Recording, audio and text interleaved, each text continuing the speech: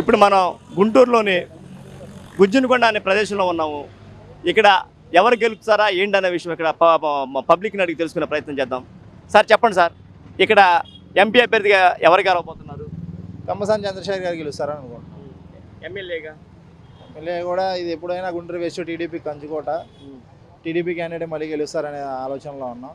మీరు ఎంపీ పెంబసాని కానీ వీళ్ళకి కానీ ఓటు దేనికి వేయాలనుకుంటున్నారు? కమ్మసాని చంద్రశేఖర్ గారికి వేయాలనుకుంటున్నాం.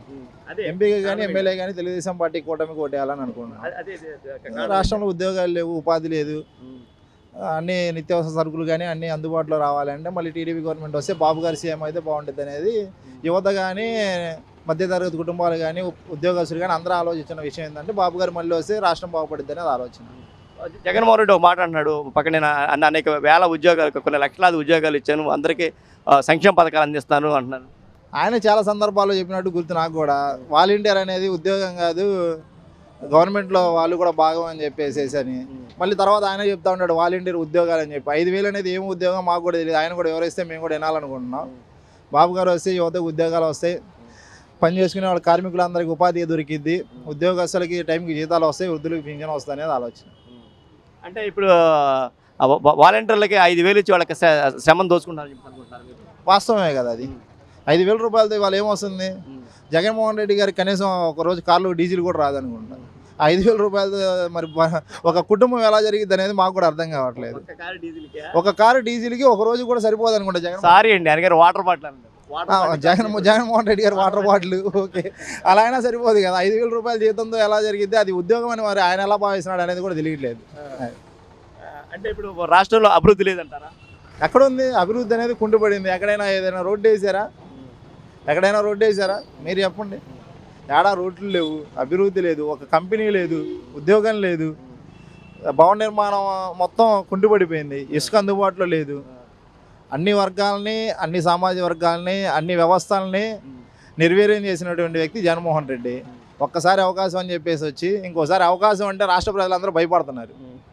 ఎవరో కొత్తగా వచ్చిన అవకాశం అంటే అవకాశం అనే మాట కానీ జనాల్లో వణుకు వచ్చేస్తుందండి. ఇంకా మళ్ళీ ఇంకెక్కడ ఇప్పటికీ స్థలాలు భూములు మొత్తం అమ్ముకున్నాడు, ఈసారి వస్తే బాడీలో పార్ట్స్ అమ్ముకుంటాడు, రక్తాన్ని కూడా అమ్ముకుంటాడు ఏమని జనం భయపడుతుంది. సార్ ఇప్పుడు జగన్మోహన్ రెడ్డి యొక్క రాక్షస పాలనకి ఓటేస్తారా, లేకపోతే మా అభివృద్ధికి ఓటేస్తారని చెప్పి చంద్రబాబు నాయుడు అంటారు? తప్పకుండా అండి, తప్పకుండా ప్రజలందరూ క్లారిటీతో ఉన్నారు. బీజేపీ, తెలుగుదేశం పార్టీ, జనసేన కూటమికి ఓటేయాలి, బాబు గారిని మళ్ళీ ముఖ్యమంత్రిని చేయాలి, రాష్ట్రాన్ని మళ్ళీ ఎంతో కొంత అభివృద్ధిలో తీసుకొని రావాలి, జనం అందరూ కొంచెం బాగుపడాలి, ఉద్యోగాలు ఉపాధి అవకాశాలు కావాలంటే బాబు గారు అనుభవం ఉన్నటువంటి వ్యక్తి, ఆయన ముఖ్యమంత్రి కావాలని జనం అందరూ కోరుకుంటూ ఉన్నారు. అందరికీ ఒక క్లారిటీ ఉంది. రేపు జరగబోయే మే 13వ తారీఖు తెలుగుదేశం పార్టీకి జనం అందరూ ఓట్లైపోతూ ఉన్నారు, మళ్ళీ తెలుగుదేశం పార్టీ అధికారంలో రాబోతా ఉంది. చాలామంది ఒక మాట అంటున్నారు, గత 5 సంవత్సరాల నుంచి చీకటి పాలనలో ఉన్నాం, దాదాపుగా ఒక ఛాన్స్ అని ఇచ్చినందుకు దాదాపు ఒక 20-30 సంవత్సరాలు వెనక్కి వెళ్ళామంటున్నారు. చీకటి పాలన అనడానికి ఇంకోటి కారణం ఏంటంటే కరెంటు. జగన్మోహన్ రెడ్డి గారు వచ్చిన తర్వాత ఒక 7 సార్లు 8 సార్లు కరెంటు ఛార్జీలు పెంచాడు. ఇంట్లో ఫ్యాన్కు కొట్టేసి పక్కన పెడితే ఇంట్లో ఫ్యాన్స్ ఇచ్చేస్తే కరెంట్ షాక్ కొడుతుంది జనానికి. అందుకని ఫ్యాన్ జోలి వెళ్ళడం జనం మానేశారు.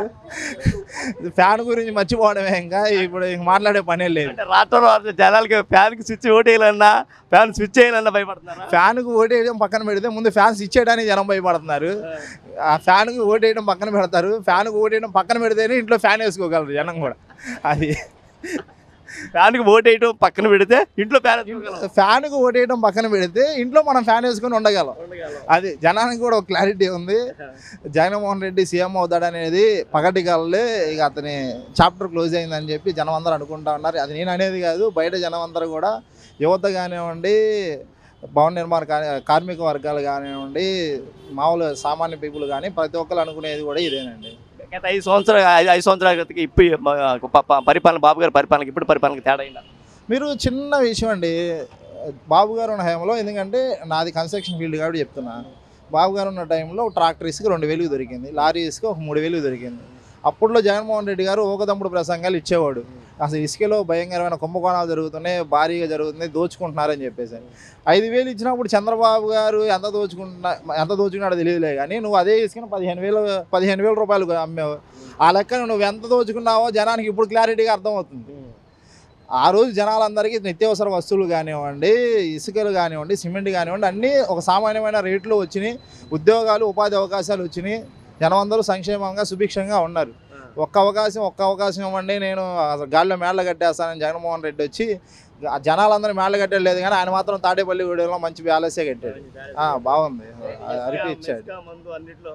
అసలు మద్యం అయితే మనమే అమ్ముకోవచ్చు అంటే ఎలా దోచుకోవాలనేది కూడా వివరంగా చాలా క్లారిటీగా చూపించాడు జనాలకి. ఈసారి వచ్చే వాళ్ళకి మద్యం ప్రభుత్వం అమ్ముకోవచ్చు, చేపలు అమ్ముకోవచ్చు, రొయ్యలు అమ్ముకోవచ్చు, ఇసుక అమ్ముకోవచ్చు, ప్రభుత్వమే మట్టి అమ్ముకోవచ్చు, అన్నీ కదా. అది ఇదని లేదు, ప్రతిదీ కూడా ఈ రాష్ట్రాన్ని, ఆంధ్ర రాష్ట్రం అనేది వైసీపీ పార్టీ వాళ్ళు దోచుకోవడానికి పుట్టించినట్టుగా తయారు చేశారు ఈ 5 ఏళ్లలో. ఈ 5 ఏళ్ళకి ఇంక అయిపోయింది. రావణాసుడి కనుక రాముడు చరమగీతం పాడినట్టు చంద్రబాబు గారు జగన్మోహన్ రెడ్డికి చరమగీతం పాడబోతా ఉన్నాడు. ఇది ఫైనల్. కానీ ఒక మాట అన్నాడు ఆయన, అందరూ కలిసి నా మీదకి వస్తున్నాడు, ఒక్కడి మీదకి ఇంతమంది వస్తున్నారు అన్నారు. గతంలో కనుక చూస్తుంటే ఒక రాక్షసుడిని చంపడం కోసం, ఆయన ఇచ్చేయడం కోసం దేవతలందరూ కలిశారు, ముక్కోటి దేవుళ్ళు కూడా కలిశారు, బ్రహ్మ విష్ణు మహేశ్వర వీళ్ళు కలిశారు. వాస్తవమే కదా. ఒక దుర్మార్గుడిని ఎదుర్కోవాలంటే 100 మంది మరి పోగవ్వాల్సిందే, తప్పదు. నువ్వు మరి ఆర్థికంగా అన్యాయం చేయడంలో కానీ, హత్యలు చేయడంలో కానీ నువ్వు ముందు వరుసలో ఉన్నావు కాబట్టి నేను ఎదుర్కోవాలంటే ఒకరికి నలుగురు కలవాల్సి వచ్చిన పరిస్థితి. క్షుద్రశక్తులకి ఎక్కువ ఉంటుంది, బలం ఎక్కువ. అంతే కదా. మరి రావణాసుని చంపడానికి కూడా రాముడు పక్కన వాళ్ళ సహాయం తీసుకోవాల్సి వచ్చిందండి ఆ రోజు. ఎప్పుడైనా మన ఇంట్లో ఏమైనా దొంగ పడంగానే మా ఒక్కలో వెళ్ళి పట్టుకోం కదా, పక్కన 10 మందిని పిలుద్దాం. అట్లాగే ఇది కూడా జగన్మోహన్ రెడ్డి అనే దొంగని అరికట్టడానికి చంద్రబాబు గారు, పవన్ కళ్యాణ్, నరేంద్ర మోదీ గారి ఆధ్వర్యంలో జగన్మోహన్ రెడ్డి చాప్టర్ క్లోజ్ చేయడానికి మొత్తం సర్వం సిద్ధమైంది. అతని చాప్టర్ క్లోజ్ అయిపోయింది. ఇంకా జనాలందరికీ అతని విషయం బట్టబయలైందండి. తల్లిని చెల్లిని బయటికి గెంటేశాడు, బాబాయిని చంపేశాడు. విషయం మొత్తం క్లారిటీగా తెలుస్తుంది జనానికి. ఇంకెవరు ఆయన నమ్మే పరిస్థితి లేరు. కాబట్టి ఆయన ఇంకేదేదో సొంత స్ట్రాటజీలు సిద్ధం, నేను మళ్ళీ దోచుకోవడానికి సిద్ధం, మళ్ళీ జనాన్ని చంపడానికి సిద్ధం, జనాన్ని నామరూపాలు చేయడానికి సిద్ధం అని ప్రకటనలు పలుకుతున్నాడు. కానీ అతనికి కూడా క్లారిటీ ఉంది. శుభ్రంగా ఇంట్లో పడుకుంటాడు, లేదంటే చెల్లబోలు జైల్లో పడుకుంటాడండి. దాంట్లో నో డౌట్.